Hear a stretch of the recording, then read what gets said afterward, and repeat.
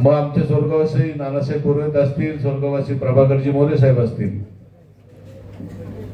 यांनी 3 वेळा आमदारकी लढली. पण ज्यांनी इतिहास घडवला ते आमचे नामदार भरतशेठ गोगावले साहेब, त्यांचे पुत्र आणि तरुणांचं चैतन्य. ज्या कर्तृत्ववान पित्याचा पुत्र आणि असे कर्तृत्ववान पित्याचा पुत्र तो पण कर्तृत्ववान असतोच असं नाही. पण आमचे विकास शेठ हे निश्चितपणे 2 पावलं पुढे आहेत.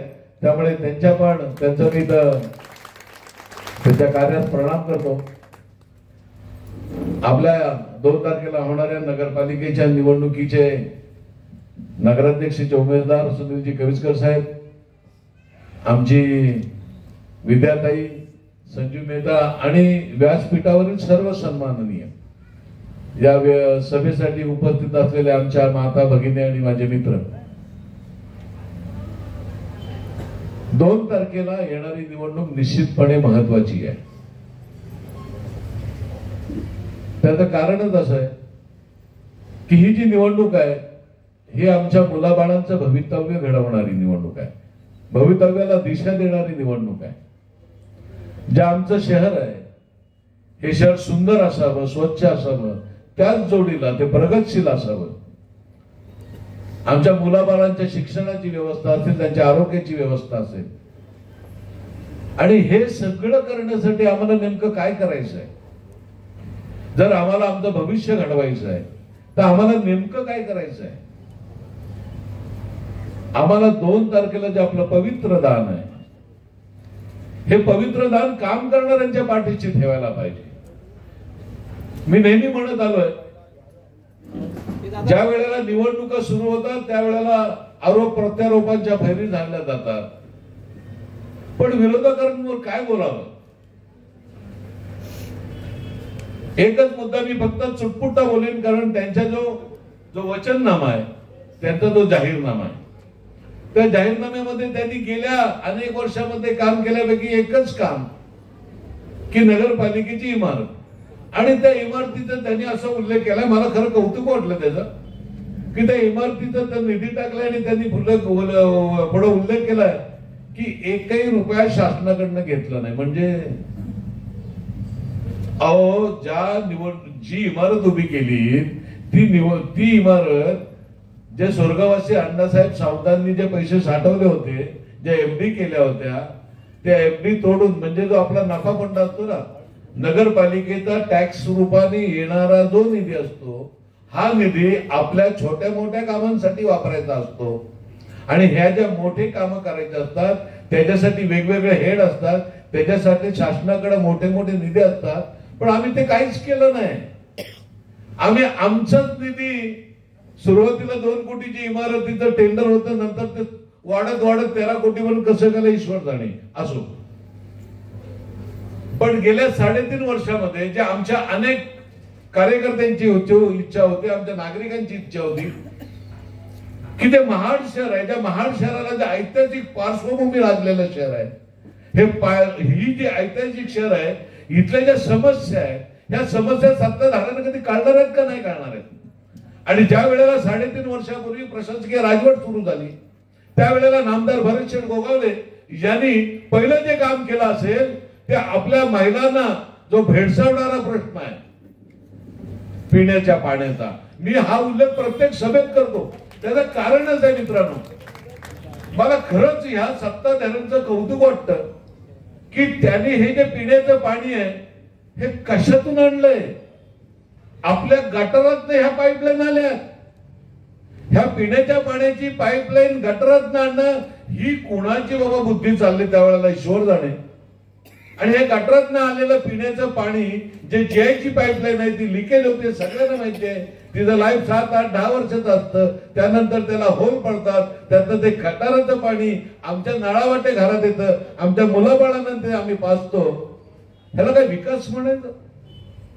आणि ही जी खंत होती, ही खंत माननीय नामदार भरतशेठ गोगावलेंना त्यांना सुद्धा होती, महाडमधल्या अनेक लोकांनी सांगितली, आमच्यासारख्या कार्यकर्त्यांनी सांगितली आणि त्यांनी पहिलं काम केलं असेल तर 65 कोटीची नळ पाणी पुरवठा योजना आणली.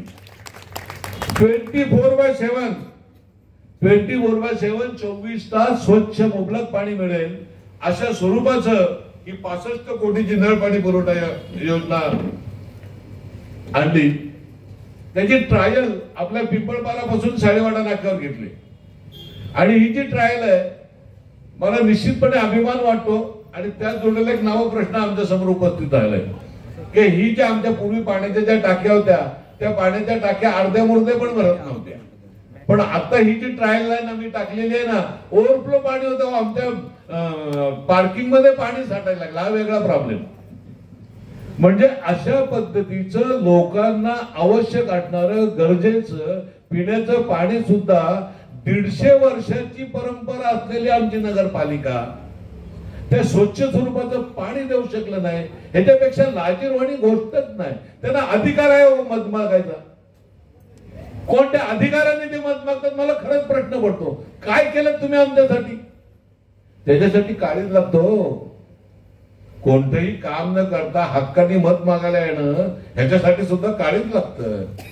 आणि आपण जी 3.5 वर्षामध्ये जी कामं केली आहेत, मग आपल्या नळपाणी पुरवठा योजना असतील, आमच्या डीपीचे रस्ते असतील, आमच्या भुयारी गटार असतील, हा मी गेल्या वेळेस सुद्धा मांडलेला प्रश्न होता जाहीर सभेमध्ये की ज्या वेळेला आपण काम धंद्यासाठी बाहेर पडतो सकाळी आंघोळ पांघोळ करून आम्ही गटार ओलांडून जातो आणि हे गटार ओलांडून उघडी गटार हे का आम्हाला भूषणावं आहे का?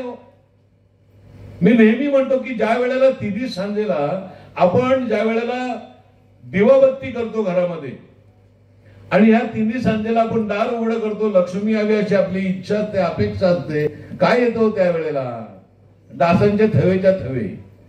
लक्ष्मी येईल का नाही येईल माहिती नाही, पण अशा भुयारी गटारांची जी कल्पना आहे ही महाडकरांची जी अनेक वर्षाची मागणी आहे, त्याच्यासाठी नामदार भरतशेठ गोगावले यांनी 121 कोटी रुपये एकनाथ शिंदेच्या माध्यमातून 121 कोटी आणले. त्याची कामाची सुरुवात पण झालेली आहे. म्हणजे अशा पद्धतीचं काम करणारी माणसं आहेत, अशा पद्धतीचं तळमळ असणारी माणसं आहेत आणि मग आपण काम करणाऱ्या माणसाच्या मागे राहायचं नाही तर कोणाच्या मागे राहायचं? मला आठवतंय विकास शेठ, ज्या वेळेला 2021 साली महाड शहर पूर्ण पुराने व्यापलं होतं आणि पूर्ण शहर म्हणजे सगळीकडे जवळजवळ 10-12 फूट पाणी महाड शहरात पसरलं होतं. आपण नेहमी म्हणतो ना की जो आपला संसार उभा करतो, एक एक काडी गोळा करत जो संसार उभा केला होता तो 2021च्या पुरानं भुई सपाट करून टाकला. आमचं अस्तित्व जाण्याची वेळ आली होती. जेमतेम अंगानीची कपड्यानिशी आपण बाहेर पडलो होतो आणि अशा वेळेला जो एक देवदूत आला, जो लोकनाथ आला, जो एकनाथ आला आणि त्यांनी 8 ते 10 दिवसामध्ये ज्या पद्धतीने महाडचं स्वच्छ केलं, आपण कृतज्ञ आहोत का?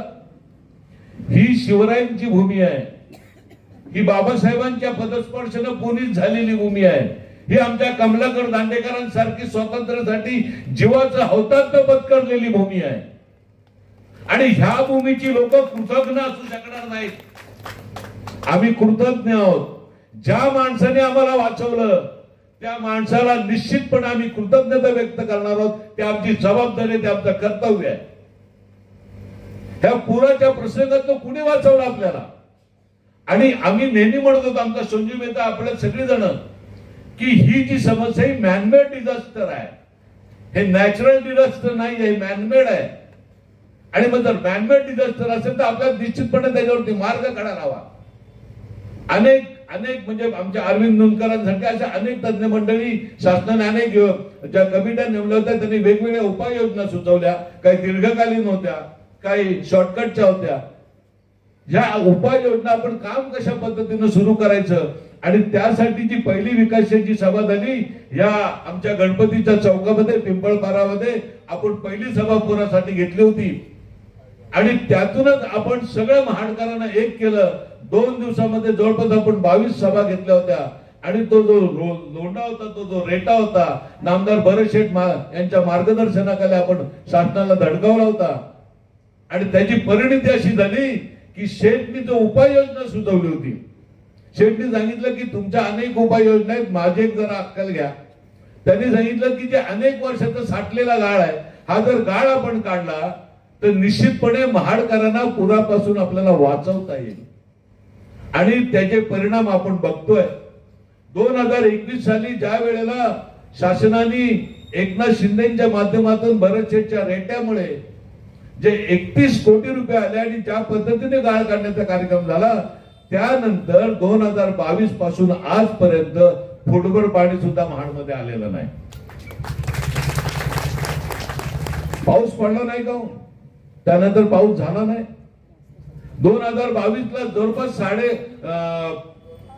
550 मिलीमीटर पाऊस झाला 2022 ला 24 तासात. आणि 2021 ला 750 मिलीमीटर पाऊस झाला होता. 2006 ला जो 2021 ला जो 750 मिलीमीटर पाऊस झाला, त्यांनी महाड अख्खं बुडालं. आणि 2022 मध्ये 550 मिलीमीटर पाऊस झाला, 1 फुटभर पण पाणी आलं नाही. म्हणजे दृष्टिकोन, जो व्हिजन असणारा आपला जो नेता आहे, त्यांनी जे व्हिजन दिलं, त्या व्हिजनमुळे आपण, आणि त्यांचं अजून पुढे म्हणणं असं आहे की अजून आपण 20 कोटी रुपये खर्च करू, येणारी 15 वर्ष महाडकर पुरापासून निश्चितपणे मोकळा श्वास घेतील, अशा पद्धतीचं काम माननीय नामदार भरत शेठ गोगोले यांच्या मार्गदर्शनाखाली सुरू आहे. मी तुम्हाला एक सांगेन, नामदार भरत शेठ गोगोले यांचं सभास्थानी आगमन होत आहे. तुम्ही पाहत आहात विस्टा न्यूज मराठी.